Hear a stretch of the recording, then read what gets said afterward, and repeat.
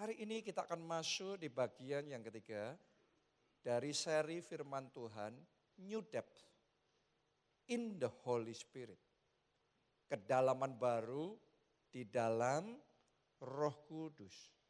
Doa saya, kedalaman saudara di dalam Roh Kudus tidak terus menerus di level yang sama. Tapi dari waktu ke waktu Tuhan bawa Anda lebih dalam lagi. Mari kita buka firman Tuhan. Kita baca di dalam Yeskiel 47 ayatnya yang keempat.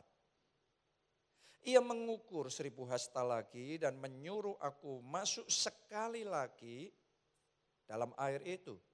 Sekarang sudah sampai di lutut. Ya, sebelum ayat ini disuruh mengukur 1000 hasta, disuruh masuk setinggi pergelangan kaki. Nah sekarang disuruh 1000 hasta lagi ngukur sudah sampai ke lutut.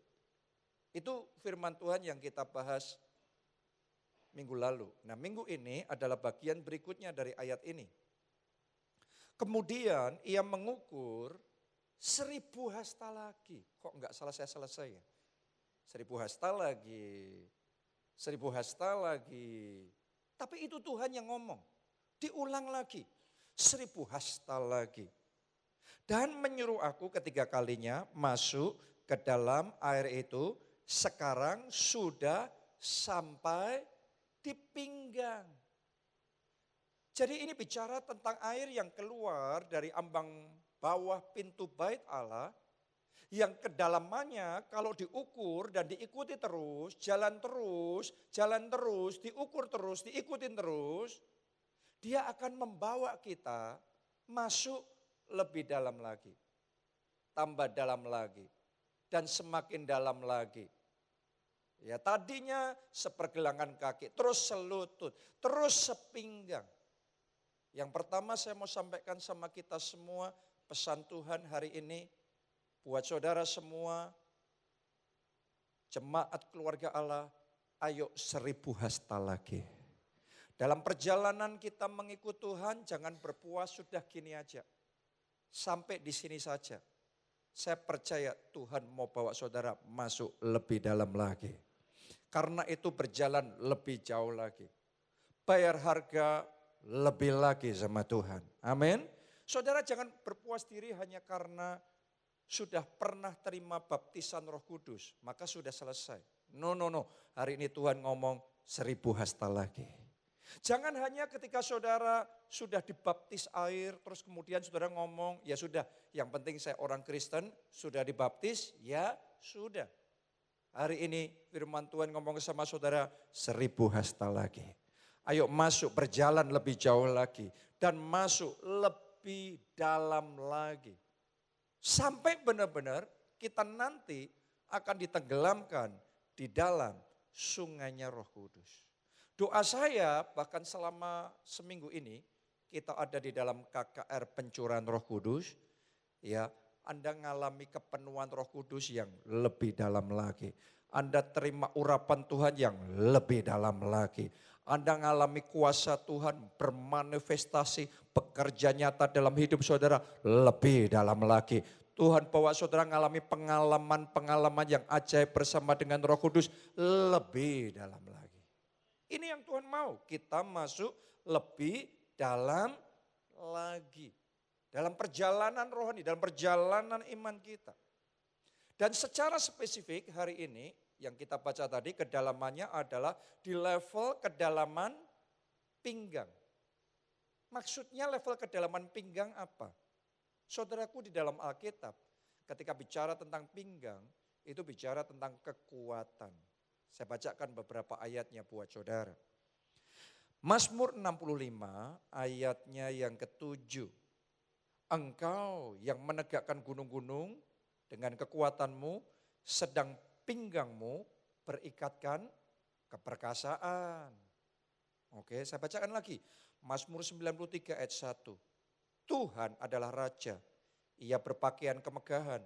Tuhan berpakaian, berikat pinggang kekuatan. Amsal 31 ayat 17. Ia mengikat pinggangnya dengan apa? Kekuatan. Ia menguatkan lengannya.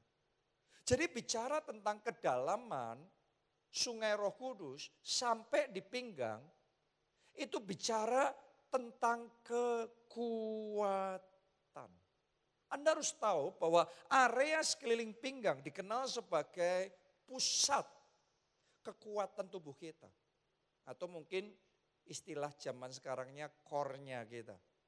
Kekuatan intinya kita ada di situ. Nah, core ini saudaraku mencakup otot perut, otot samping perut, ya, otot perut dalam, otot punggung bawah. Nah, semuanya ini membentuk core-nya kita, kekuatan intinya kita, dan itu menentukan apakah kita kuat atau kita lemah. Karena kalau kita core-nya lemah, orang itu akan gampang cedera, gampang tersandung, gampang jatuh. Tapi ketika core-nya kuat, dia mantap jalannya. Dia kokoh setiap langkah-langkahnya. Tahukah saudara, core di dalam kehidupan rohani itu berbicara tentang manusia roh kita. Manusia roh kita kalau lemah, begitu dihajar dengan pukulan dalam kehidupan ini, pukulannya kecil saja, sudah rebah. Masalahnya kecil saja, enggak tahan. Kenapa? Core-nya lemah. Kekuatan intinya manusia rohnya belum terlatih, lemah. Karena itu kena panah berapi si jahat. Kena serangan-serangan iblis. Sedikit saja menghadapi goncangan dan krisis dan ini dan itu. Secepat itu akan roboh. Beda ketika core kita kuat. Kalau core kita kuat, iblis boleh menyerang, tapi kita tetap bertahan. Serangan boleh silih berganti datang dalam hidup kita. Alkitab ngomongnya begini, 1000 rebah di kiri kita, selaksa rebah di kanan kita. Artinya orang-orang seling kita enggak tahan. Tapi orang yang core-nya kuat, manusia rohnya kuat, dia akan tetap teguh, berdiri, kuat, bertahan, menghadapi apapun. Dia akan kokoh di dalam kehidupannya. Doa saya seperti itulah hidup saudara. Seperti itulah hidup saudara hari demi hari. Tuhan bawa saudara masuk pada kedalaman-kedalaman yang baru. Memperkuat core-nya saudara. Memperkuat kekuatan intinya saudara. Memperkuat manusia rohnya saudara. Apalagi saya mesti ngomong begini. Kita sekarang ada di dalam zaman yang banyak goncangan. Benar? Ya, peperangan terjadi, kabar-kabar yang tidak terduga terjadi, macam-macam banyak hal.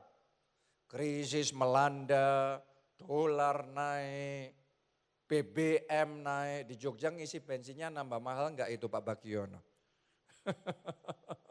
Ya, plastik naik, semuanya naik. Pengusaha bingung juga mau naikin harga, masyarakat enggak mampu beli. What to do? Apa yang harus dilakukan? Mungkin sebagian dari saudara saat ini juga harus bergelut menghadapi sakit, penyakit, menghadapi masalah legal, diserang dari berbagai sisi dalam hidup saudara. Mungkin ada masalah di dalam keluarga, badai di dalam pernikahan saudara terjadi. Itu semua adalah serangan, pukulan yang menerpa di dalam kehidupan. Kalau Yesus ngomongnya gini, rumah itu walaupun sudah berdiri, kalau di atas dasar pasir berarti lemah kan ya, core-nya lemah, fondasinya lemah. Begitu badai datang, rontok dia, roboh dia. Tapi rumah yang di atas dasar batu karang, begitu badai datang, dia tetap aman, dia tetap kokoh.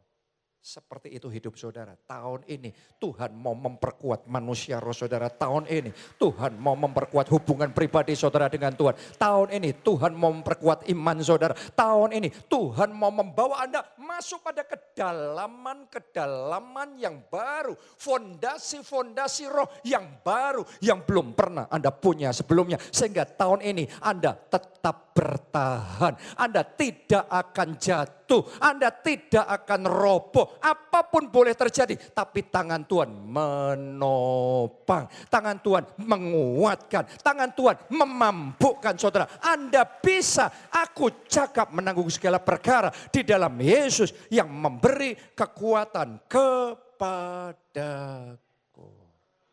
Kita butuh. Karena saya mau ngomong sama saudara, kalau orang nggak tahan di tahun ini dengan goncangan, memang akan habis-habisan. Tapi Anda tidak akan habis-habisan. Karena Tuhan akan memberikan kekuatan yang baru. Tuhan akan memberikan stamina yang baru dalam hidup saudara. Dan kalau Anda tahan menghadapi goncangan-goncangan yang terjadi tahun ini, nanti apalagi yang terjadi.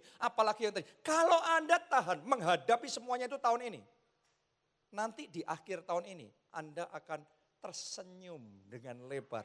Karena akan ada kemuliaan Tuhan yang akan dinyatakan. Karena akan ada kemenangan gilang gemilang yang Tuhan akan manifestasikan dalam hidup saudara.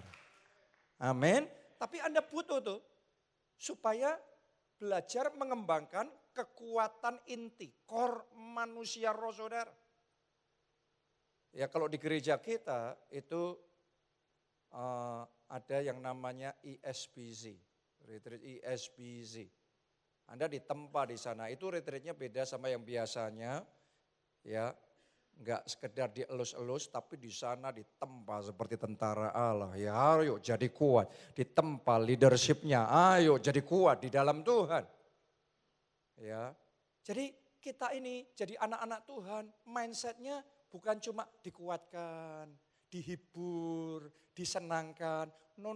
Anda harus bangun fondasi yang kuat. Anda harus jadi kuat di dalam Kristus. Anda harus bangun manusia rohani saudara. Iman saudara bukan iman yang segampang itu dirobohkan. Tapi imannya tetap kokoh. Kenyataannya bicaranya pahit. Kenyataannya Anda kalah. Tetapi iman di hati tetap berkobar dan menyala. Mulut kita ngomong menang. Itu iman. Kenyataannya Abraham gak punya anak, sudah doa, puasa, sudah taat, sudah macam-macam. Kenyataannya bicaranya gak punya anak, tapi mulutnya tetap ngomong ibu bangsa-bangsa, bapak banyak bangsa. Perkataannya adalah perkataan iman. Ya tempat ini sendiri adalah saksinya. Ya waktu kita berjuang memulai tempat ini, kenyataannya kita diganggu. Kenyataannya tempat ini ditutup loh. Sempat ditutup sekian lama, nggak bisa ibadah. Walaupun kenyataannya ditutup, kita nggak terus lemes, kita terus ngomong, kan saya sudah berusaha, sudah berdoa, tapi kenyataan bicara lain. Itu bukan iman, itu menerima kenyataan.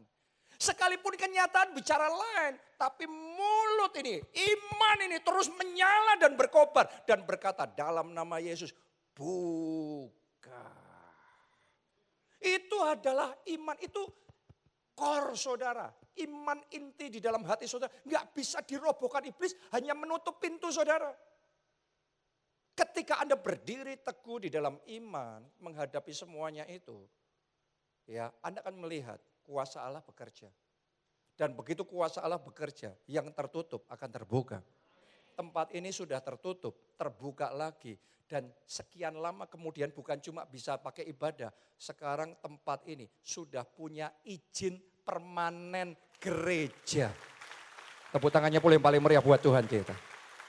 Padahal sudah ditutup, nasi sudah jadi bubur. Siapa bilang kalau nasi sudah jadi bubur maka nggak bisa apa-apa.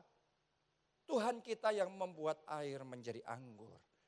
Dia berkuasa membuat bubur jadi nasi goreng istimewa pakai telur dan enak sekali saudaraku. Saya mau ngomong terjadilah kuasa Tuhan bekerja di dalam keluarga saudara. Terjadilah pemulihan di dalam keluarga saudara. Saat saya ngomong seperti saya merasakan di sini ada yang bisnisnya sedang kolaps, bisnisnya sedang kandas. Kenyataan bicara seperti itu. Tapi hari ini di dalam nama Tuhan Yesus Kristus, aku perkatakan imanmu bangkit kembali, apimu menyala kembali, Di tengah kebangkrutan engkau berkata menang. Di tengah kekalahan engkau berkata menang. Ketika engkau berdiri teguh dengan iman, maka kuasa Allah akan bekerja dalam hidup saudara. Pembalikan akan terjadi. Kegagalan akan dirubah menjadi kemenangan. Terima kemenangan dalam hidup saudara. Terima kelimpahan dalam hidup saudara. Terima kuasa Tuhan bekerja dalam hidup saudara. Saatnya juga terima kesembuhan sakit penyakit saudara. Terima pemulihan di dalam tubuh saudara. Terima kuasa Tuhan. Katakan amin dan tepuk tangannya yang paling meriah buat Tuhan kita. Amin. Itu bicara tentang core. Itu bicara tentang kekuatan inti manusia roh kita. Kalau kuat, jalannya kita enggak sempoyongan. Berapa banyak orang di tahun ini jalannya sempoyongan, hampir jatuh. Karena tidak kuat, karena core-nya tidak kuat. Kenapa? Karena cuma di permukaan. Sudah cukup ibadah seminggu sekali cukup. Dulu sudah pernah dibaptis cukup. Saya ajak saudara, ayo 1000 hasta lagi. Ayo masuk lebih dalam lagi. Yang belum kelompok sel, saya ajak saudara ikut kelompok sel. Anda yang jarang pondok Daud, saya tantang saudara, ikut pondok Daud. Ayo perdalam. Bahkan pakai KKR 10 hari, pakai KKR pencurahan Roh Kudus ini. Sebagai momen untuk memperdalam core saudara. Saya bisa kuat bukan berarti langsung kuat. Dulu juga enggak kuat. Tapi saya bertumbuh di dalam kekuatan core manusia inti itu. Kenapa? Karena ada harga yang dibayar 1000 hasta lagi. Yang lainnya cukup berdoa seminggu sekali di gereja. Tapi hari demi hari saya memulai setiap hari dengan persekutuan dan kedekatan yang intim bersama dengan Roh Kudus. Dan kedekatan bersama dengan Tuhan. Itu memperkuat core kita. Memperkuat iman kita, memperkuat stamina kita, memperkuat kesabaran kita, memperkuat tahan ujinya kita. Ayo masuk 1000 hasta lebih lagi. Amin. Nah, saudaraku, kuat lemahnya manusia roh kita ditentukan oleh kelaparan roh kita. Ditentukan oleh apa? Kelaparan roh kita. Jadi manusia jasmani, manusia rohani yang ada di dalam diri kita, kuat apa lemah, tergantung yang mana yang dikasih makan lebih banyak. Ya, ada ikan bertelur, menghasilkan banyak sekali anak, jumlahnya bisa ribuan, tapi Anda harus tahu bibitnya sama, hasilnya beda. Anak ikan yang gak suka makan jadi kecil, tapi anak ikan yang makannya banyak, dia akan bertumbuh lebih besar. Di rumah saya ada 2 anjing. Sebenarnya saya gak suka anjing, saudaraku. Tapi gara-gara pandemi, ya, saya melihat kasihan anak-anak saya di lockdown, nggak bisa kemana-mana, ya mereka mau anjing ya sudahlah. Dan akibat itu sampai sekarang saya terjebak, saudara. Ya, nah 2 anjingnya sama, harusnya sama ukurannya. Tapi yang satu kalau dikasih makan jual mahal banget. Pilih-pilih banget. Ini enggak mau, susah banget. Yang satu hajar semuanya. Ayo siapa anak muda di sini yang kalau makan di warung depan sana hajar semuanya. Ya, ini anjing saya yang satu hajar semuanya, makan dihabisin. Yang ini baru milih-milih sudah dihabisin sama yang ini. Berarti tingkat kelaparannya lebih besar. Gara-gara perbedaan tingkat kelaparan, maka yang satu badannya kecil. Yang satu badannya besar. Artinya yang dikasih makan lebih, itu yang akan bertumbuh lebih. Yang akan ukurannya lebih besar. Yang akan kekuatannya lebih besar. Saya berdoa manusia roh saudara bertumbuh lebih besar. Iman saudara berkembang lebih besar. Kekuatan saudara untuk bertahan bertumbuh lebih kuat. Amin. Karena itu butuh kelaparan roh yang lebih besar. Coba Anda lihat ya. Nabi Elia punya banyak murid. Semuanya dimuridkan sama Elia. Menurut Anda kurikulumnya sama apa beda? Sama. Tapi dari sekian banyak muridnya Nabi Elia cuma satu. Yaitu Elisa. Yang bertumbuh jadi nabi bahkan 2 kali lipatnya Elia. Kenapa? Karena yang lainnya belajar cukup. Pokok sudah belajar masuk kelas ngelihat cukup. Tapi Elisa, hanya Elisa yang ngomongnya aku mau 2 kali ganda. Yang lainnya kepikir aja tidak. Tapi Elisa punya kehausan yang lebih. Elisa punya kelaparan roh yang lebih. Elisa mau urapan yang lebih. Karena itu Elisa satu-satunya yang kita dengar namanya hari ini. Di mana muridnya Elia yang lainnya? Kedengaran aja tidak. Yang membedakan adalah kelaparan rohnya. Sama-sama KKR pencurahan Roh Kudus 10 hari. Perbedaan kelaparan rohnya yang menentukan seberapa kita ngejarnya. Ada mungkin dari kita yang penting ya sudah cukup minggu cukuplah. Oke, kan kita juga sama-sama belajar, didoain. Tapi saya yakin di tempat ini ada orang-orang istimewa. Ada Elisa masa kini yang punya kerinduan yang lebih besar. Yang punya kelaparan roh yang lebih besar. Yang punya kehausan untuk mengejar urapan Allah yang lebih lagi. Kepenuhan Roh Kudus yang lebih lagi. Yang dalam hati saudara seruannya Tuhan, aku mau double porsi. Dan doa saya, Anda yang lapar, Anda dikenyangkan. Anda yang haus, Anda dipuaskan. Doa saya, urapan double porsi Tuhan berikan di dalam hidup saudara. Tepuk tangannya yang paling meriah buat Tuhan kita. Biarlah manusia roh saudara berlipat kali ganda. Menjadi lebih kuat. Balik sama kelaparannya. How hungry are you? Seberapa lapar Anda sama Tuhan? Coba Anda lihat Petrus. Petrus muridnya Tuhan Yesus. Tuhan Yesus punya satu murid apa berapa murid? Banyak murid, 12 murid langsung, ada juga 70 murid yang lain, 120 dan seterusnya. Ya, ada orang banyak. Tapi dari semua muridnya Yesus, yang paling menonjol adalah Petrus. Karena Petrus yang paling kepingin. Coba Anda renungkan, ketika sama-sama ada di perahu itu. Dan kemudian diombang-ambingkan oleh taufan yang kuat. Kemudian mereka semua melihat Yesus berjalan di atas air. Wow, mereka awalnya semuanya ketakutan, mereka berteriak hantu, hantu. Tapi Yesus ngomong jangan takut, ini aku. Mereka jadi tenang. Tapi dari semua yang lain gak kepikir apa, mikir aja tidak. Cuma Petrus yang kepikir, aku juga mau seperti itu. Kalau Yesus berjalan di atas air, aku juga berjalan di atas air. Tuhan suruh aku untuk berjalan di atas air. Dia punya kerinduan yang lebih besar. Dia punya kemauan yang lebih besar. Dia punya kelaparan yang lebih besar. Karena itu dia yang dipilih untuk perkara-perkara yang lebih besar. Oh, sama-sama melihat kesaksian tiap minggu dalam ibadah. Orang-orang mengalami pertolongan. Orang-orang mengalami kuasa Tuhan. Coba cek ya. Dalam diri kita masing-masing. Ngelihat orang lain ditolong Tuhan. Seperti apa kerinduan dalam hati kita. Sebagian orang biasa. Tapi ada orang-orang ngelihat mujizat terjadi. Tuhan kerjakan dalam hidup orang lain.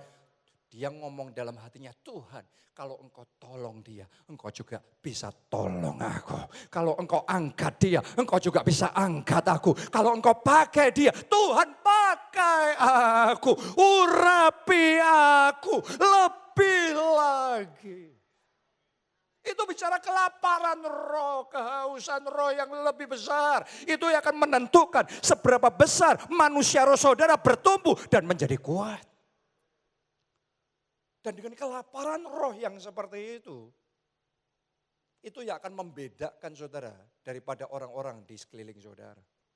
Doa saya jemaat GKA mulai hari ini Tuhan akan kirimkan kelaparan roh yang baru. Tuhan akan bangkitkan kehausan roh yang baru. Spiritual appetite yang baru. Tuhan akan nyalakan dalam hidup saudara untuk ngejar Tuhan lebih lagi. Untuk mencari wajah Tuhan lebih lagi. Untuk minta kepenuhan Roh Kudus lebih lagi. Untuk berdoa minta urapan Tuhan lebih lagi. Dan kalau saudara punya kehausan seperti itu, Anda akan dipuaskan. Saya sedang melihat ada Elisa masa kini yang dibangkitkan dari tempat ini. Saya berdoa, saya melihat dengan mata iman saya, ada Petrus baru dari tempat ini yang sedang dibangkitkan karena punya kerinduan yang berkobar-kobar, karena punya kelaparan roh yang besar di dalam hidup saudara. Itu yang akan membawa perbedaan. Sekarang kita masuk nih, 3 area di mana kita perlu membangun kelaparan roh kita. Yang pertama, lapar akan hadirat Tuhan. Ini bicara manusia roh ya. Gimana membangun core manusia roh yang kuat. Nomor 1, lapar akan hadirat Tuhan. Mazmur 84 ayat 5-8. Berbahagialah orang-orang yang diam di rumahmu. Bukan yang mampir di rumahmu. Banyak orang mindsetnya cuma nyempetin ke gereja. Seminggu sekali. Tapi saya berdoa Anda selalu diam dalam hadirat Tuhan. Selalu dimanapun Anda berada, baik itu di rumah, di tempat kerja, dimanapun Anda berada. Anda terus fokus, Anda terus ada di dalam kesadaran akan hadirat Tuhan. Anda diam dalam hadirat Tuhan. Tapi sebagian orang memang gak kepengen. Pokok maunya cuma seminggu sekali gereja sudah selesai. Selesai. Sejauh itu kehausannya. Tapi doa yuk saudaraku dalam hati kita masing-masing. Sementara Anda mendengar firman Tuhan ini. Anda ngomong, Roh Kudus berikan aku kelaparan yang lebih besar. Berikan aku kehausan yang lebih besar. Sehingga ngerasain hadirat Tuhannya bukan seminggu sekali. Tiap-tiap hari di dalam hidup saudara. Pagi hari waktu Anda bangun, Anda datang di hadapan Tuhan terlebih dahulu. Anda berdoa terlebih dahulu. Anda masuk di dalam hadirat Tuhan. Dan sepanjang hari Anda beraktivitas, Anda terus menyadari Anda tidak sendiri. Ada Tuhan yang bersama dengan saudara. Anda rasakan hadirat Tuhan yang selalu ada di dalam hidup saudara. Belajar saudaraku itu diam dalam rumah Tuhan. Lanjutkan. Yang terus menerus memuji engkau. Jadi memuji Tuhan itu terus menerus. Coba katakan terus menerus. Lebih lagi katakan terus menerus. Karena Tuhan hadir di atas pujian umatnya. Kalau Anda cuma memuji seminggu sekali, ya. Tapi Anda terus menerus hidup di dalam puji-pujian, ucapan syukur. Gimana sih hidup dalam hadirat Tuhan? Sesimpel sepanjang hari Anda ngomong terima kasih Tuhan. Terus Anda ada apa lagi WA sama teman saudara, jawaban saudara sama teman, puji Tuhan. Tuhan baik, itu kata-kata pujian loh kepada Tuhan. Ketika engkau memuji Tuhan, mungkin kata-katanya simpel seperti itu. Tuhan hadir dalam hidup saudara. Tuhan hadir sementara engkau bekerja. Tuhan hadir dimanapun Anda berada. Lanjutkan ayat berikutnya. Ayat 6. Berbahagialah manusia yang kekuatannya di dalam engkau. Apalagi tahun ini Anda butuh loh kekuatan saudara di dalam Tuhan. Anda butuh Tuhan. Tahun ini kalau Anda enggak jalan sama Tuhan bakal berat banget loh. Saya sudah ngomong dulu sama saudara, Anda kalau terus ngandalin, coba aja lanjutin aja. Pakai kekuatan saudara sendiri, pikiran Anda sendiri. Hati-hati loh saudaraku, tahun ini Anda jalan, ngambil keputusannya keliru, keputusannya salah, terjerembab benar, habis benar. Tapi tahun ini akan ada orang-orang yang dipimpin oleh Tuhan. Sehingga langkahnya ada dalam ketepatan ilahi. Ketepatan ilahi. Ngambil keputusan bisnisnya ketepatan ilahi. Ngambil keputusan investnya ketepatan jabatan ilahi. Dan tahun ini Anda justru akan diberkati berlimpah-limpah. Bahkan akan ada orang yang kekayaannya dilipat kali gandakan. Justru di tahun yang berat Tuhan akan memberkati hidup saudara. Amin. Tahun ini akan terjadi. Janji Tuhan, rema Tuhan tahun ini new wonders, keajaiban baru. Aku akan membuat sungai-sungai di padang belantara, di tempat-tempat yang kering. Tahun ini tuh tahun kering. Kering kerontang, benar enggak? Secara keuangan pekerjaan, secara umum kering kerontang. Tapi Tuhan ngomong gini, aku akan membuat sungai-sungai di tempat-tempat yang kering. Justru di momen kering dalam hidup saudara, di tahun yang kering, saya doa di antara jemaat keluarga Allah di tempat ini, Tuhan akan membuat sungai berkat, sungai anugerah, sungai kemurahan itu mengalir deras dalam hidup saudara. Sehingga yang kering Anda berubah jadi basah oleh berkat Tuhan yang melimpah. Tapi Anda harus dengar-dengaran suara Tuhan. Hidup dalam tuntunan Tuhan. Kekuatannya di dalam Tuhan. Lanjutkan ayat itu. Yang berhasrat mengadakan apa? Ziarah. Saya belajar tentang ziarah ini sama orang-orang Kristen di Nigeria. Mereka punya ziarah pribadi, tapi mereka juga punya ziarah corporate. Corporate itu bersama-sama. Ya, setahun 3 kali dalam setahun, tiap tahun. Mereka akan ziarah. Mereka akan kumpul di satu tempat ya untuk mencari Tuhan seminggu penuh. Tiap hari dalam setahun. Makanya kalau enggak ada halangan, saya juga sering join sama mereka. Saya berangkat dan kemudian saya ikut dan saya pakai waktu itu memang untuk cari wajah Tuhan. Saya ninggalkan semuanya yang lain, memang fokus day and night. Kayak yang dilakukan murid-murid Yesus. 2000 tahun yang lalu mereka naik ke loteng atas Yerusalem dan 10 hari mereka berdoa. Itu ziarah rohani yang sedang mereka lakukan. Jangan sampai Anda melewatkan momen ziarah ini.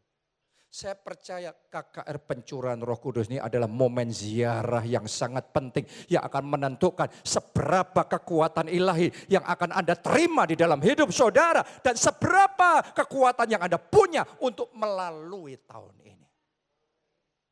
Pastikan Anda ikut KKR Pencurahan Roh Kudus.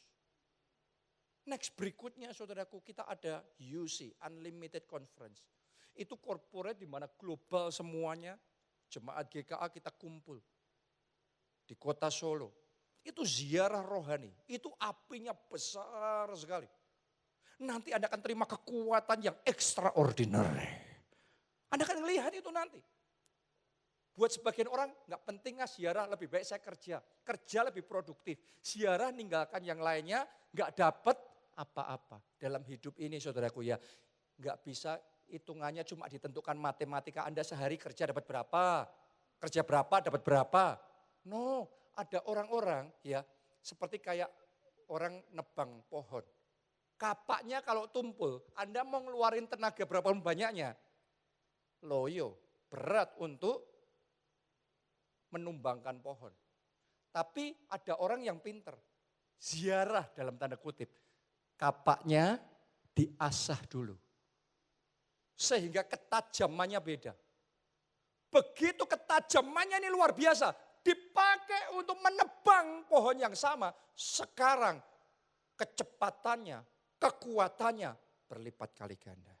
Saya berdoa gak ada kapak yang karatan di tempat ini. Saya berdoa kapak saudara dipertajam. Saya berdoa manusia roh saudara diperkuat. Saya berdoa urapan Tuhan dalam hidup saudara dilipat kali gandakan. Karena itu ayo ziarah rohani. Karena itu ikut UC. Karena itu KKR Pencurahan Roh Kudus. Ini momen yang menentukan sekali. Lihat nih ya. Lihat nih, kalau orang yang ziarah, berhasrat ziarah, ayat 7. Apabila melintasi lembah Baka. Lembah Baka itu saudaraku adalah satu area yang gersang, kering, penuh semak duri. Jadi zaman itu orang kalau mau ke bait Allah, ke Yerusalem, itu mesti melewati daerah ini. Ini medan yang berat, melelahkan, dan membuat frustrasi. Ya, baka ini dari bahasa Ibrani bakah yang artinya menangis. Artinya ratapan. Jadi lewat lembah air mata, lewat lembah ratapan. Tapi lihat orang yang ziarah, nih janji Tuhan nih. Apabila melintasi lembah baka, apabila melintasi tahun baka, 2026 ini kayak tahun baka loh. Berat ini secara manusia. Tapi buat Anda yang berziarah, apabila melintasi lembah baka, mereka membuatnya menjadi tempat yang bermata air, bahkan hujan pada awal musim menyelubunginya dengan berkat. Mereka berjalan makin lama, makin kuat, hendak menghadap Allah di Sion. Oh, saya melihat dengan mata iman saudara. Tahun ini, mulai detik ini, Anda tidak akan makin loyo, makin sempoyongan, makin lemah. No, saya berdoa makin fresh, makin segar, makin kuat, berjalan makin lama, makin kuat. Urapan Tuhan makin besar, apinya makin berkobar-kobar, apinya makin menyala-nyala. Kuasa Tuhan bekerja makin nyata dalam hidup saudara. Tuhan bawa Anda dari kemenangan pada kemenangan, dari pemeliharaan pada pemeliharaan, dari kemuliaan pada kemuliaan. Tepuk tangannya yang paling meriah buat Tuhan kita. Karena itu ayo ziarah. Ayo ziarah. Karena ini blessingnya orang yang kerinduan hatinya tuh cari hadirat Tuhan. Cari hadirat Tuhan. Kejar wajahnya dalam hidup saudara. Yang kedua, lapar akan firman Tuhan. Yeremia 15 ayat 16. Sorry ya, tadi waktunya ibadah ini mulai jam berapa ya? 9:30? Oh oke, ya masih ada waktu ya? Ya oke. Yang kedua, lapar akan firman Tuhan. Yeremia 15 ayat 16. Apabila aku bertemu dengan perkataan-perkataanmu, berarti apa? Perkataan Tuhan itu berarti apa? Firman Tuhan. Maka aku menikmatinya. Dalam Alkitab King James Version, kata menikmati ini saudaraku, menggunakan kata memakan. Jadi kayak firman Tuhan itu kayak makanan yang dimakan dengan nikmatnya. Itu arti dari kata ini. Bukan cuma dengerin firman Tuhan, tapi Anda kerasa enggak dari tadi? Saya bisa ngerasa ini. Ada orang-orang di sini sama-sama mendengarkan firman Tuhan. Tapi kayak manusia roh saudara sedang menerima dan mengunyah firman ini dengan nikmatnya. Dan ini memberi kekuatan buat saudara. Lihat nih. Bagian berikutnya, firman-Mu itu menjadi kegirangan bagiku. Wow. Dan menjadi kesukaan hatiku. Mungkin orang di sampingmu komentarnya khotbahnya kok lama banget, gak selesai-selesai. Haleluya, kasih tepuk tangan yang paling meriah saudaraku. Tapi ini jadi apa? Kesukaan. Kesukaan hatiku sebab namamu telah diserukan atasku. Ya Tuhan Allah semesta alam. Coba Anda bayangkan. Makanan favorit saudara. Makanan kesukaan saudara. Ada enggak saudara yang baru makan di mana Anda kayak wah enak banget nih. Terus kemudian Anda cerita sama apa itu namanya, sama teman-teman saudara. Wah kamu harus coba itu. Makan itu enak sekali. Doa saya lebih dari Anda menikmati makanan favorit jasmanimu. Doa saya engkau menikmati firman Allah. Dan firman Allah itu jadi kekuatan. Firman Allah itu jadi kegirangan. Firman Allah itu jadi kesukaan di dalam kehidupan saudara. Amin. Saya mau ngomong sama saudara. Itu yang akan mendatangkan kekuatan buat manusia rohmu. Itu yang akan membuat saudara bisa bertahan saat yang lainnya roboh. Anda semua jadi buktinya, jadi saksinya. Saat pandemi, se-Jogja, gereja tutup, berhenti semuanya. Kita sendiri jalan hajar terus. Sampai waktu itu ditanya, jalan ibadah, jalan. Berapa kali? 11 kali. Wah, gerejamu overdosis katanya. Dari mana kekuatan dan keberanian seperti itu? Kita dapatkan, itu enggak natural. Naturalnya saya ngikutin yang lain. Kekuatan itu kita dapatkan melalui firman Tuhan.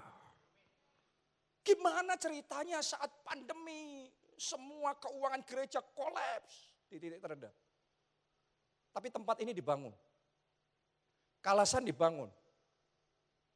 Di Jakarta kita membangun gedung gereja kita di PIK. Dari mana semua kekuatan, dari mana semua penyediaan. Bukan kita sudah punya saving, tabungan di bank banyak. Maret 2020 saat pandemi, saat lockdown, semua dana di bank kita nol. Tapi saya mau ngomong sama saudara, manusia hidup bukan hanya dari roti saja, tapi dari setiap firman yang keluar dari mulut Allah. Firman Allah itu jadi kekuatan, firman Allah itu yang memberi kita keberanian, firman Allah itu yang membuatkan kita penyediaan yang luar biasa kita alami dalam hidup kita. Karena itu saya memakan firman Allah dengan nikmatnya. Saya kalau ngadepin masalah, emangnya nggak pernah takut? Banyak ketakutan. Tapi tambah banyak ketakutan, tambah banyak firman Allah. Dan sementara firman itu saya isi masuk. Hati ini kayak di booster. Ya, Anda kalau kayak lagi lemes, sakit gitu, terus ke rumah sakit dikasih suntikan untuk ngebooster stamina saudara, langsung seger lagi. Benar apa tidak? Anda kalau dalam kondisi lemes ya, Anda dapat firman Allah, itu kayak bang, tiba-tiba apinya bangkit kembali, imannya bangkit berani, keberaniannya bangkit kembali, sukacitanya bangkit kembali. Dan tiba-tiba ketakutan lenyap. Semua kekhawatiran hilang, semua capek hilang. Makanya orang yang menantikan Tuhan dapat kekuatan baru. Ia berjalan tidak menjadi lemah, ia berlari tidak menjadi lesu, ia terbang tinggi bagaikan raja wali. Kenapa? Karena core, karena manusia rohaninya kokoh. Yang terakhir, yang ketiga, lapar akan pengurapan Roh Kudus. Sesaat lagi saya mau berdoa buat saudara supaya ada urapan Roh Kudus yang diimpartasikan dalam hidup saudara. Tapi kelaparan Anda yang menentukan seberapa Anda terimanya. Karena Roh Kudus itu punya urapan yang tidak terbatas. Ibaratnya Anda datang di pesta pernikahan ya, yang orang kaya makanannya tidak terbatas. Pertanyaan saya, tingkat kelaparan saudara yang menentukan berapa banyak Anda makan itu. Anda pernah enggak ke restoran all you can eat? Pernah ya? Bebas pokok bayar berapa, bebas makannya. Saya pernah juga diajak, tapi saya enggak siap. Restorannya all you can eat, datang sudah kenyang saudaraku. Ya sudah, cuma nemenin aja di situ, makannya sedikit. Tersedianya banyak, dapatnya dikit. Hari ini saya mau ngomong sama saudara, di tengah-tengah kita ada urapan Roh Kudus yang tidak terbatas. Doa saya, Anda dapatnya enggak dikit-dikit, tapi hari ini Anda pesta besar. Hari ini Anda akan terima impartasi dan urapan dahsyat Roh Kudus yang akan membooster manusia roh saudara dan akan menambah kekuatan saudara sehingga Anda bisa bertahan melalui 2026. Bukan hanya bertahan, tapi menang. Siapa yang siap terima pengurapan itu? Segera bangkit berdiri dan maju ke depan sini.